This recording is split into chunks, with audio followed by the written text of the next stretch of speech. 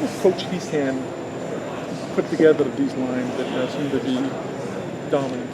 It's a mixture of his genuineness and his respect for the game and his enthusiasm that he brings every day. He's the same person every day. He's a consistent coach, and we know he wants the best for his players, and it's a very strong thing he has for people.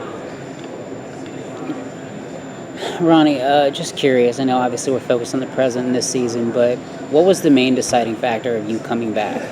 Just the teammates and the bonds I built with all my teammates. You know, we had a lot of teammates returning, 20 out of 22 starters, and I built bonds with a lot of them, and it's just I felt like I'd be missing on something if I didn't come back. Obviously, you stayed in constant communication with Kelly and Heastan, and obviously they wanted you back. But were there any guys in the locker room that reached out to you pretty regularly and just kind of, I don't know, in a sense, made a pitch to, they really wanted you to come back? A lot of my teammates said something in person, but not too many of them would really do that. They knew I had a lot of my plate already, making decisions, so they just they'd give me their 2 cents. Just supporting you. Yeah. What's Heastan like away from the field when you guys are just casually talking and things like that? I mean, everybody thinks that he's pretty tough, and McGlinchey said the other day that he's a challenge to play for, but he's also going to get the best out of you guys. But what's he like away from the field? Oh, he's a great guy away from the field. He'll make jokes. He's a jokester.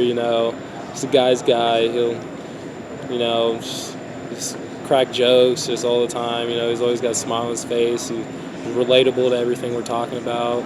But when it's football time, he's definitely a different breed. Any of the young offensive linemen on this roster, maybe in your opinion, are maybe a little more further along than even you were coming out of high school? Anybody really catch your eye as somebody to keep an eye on a couple years from now?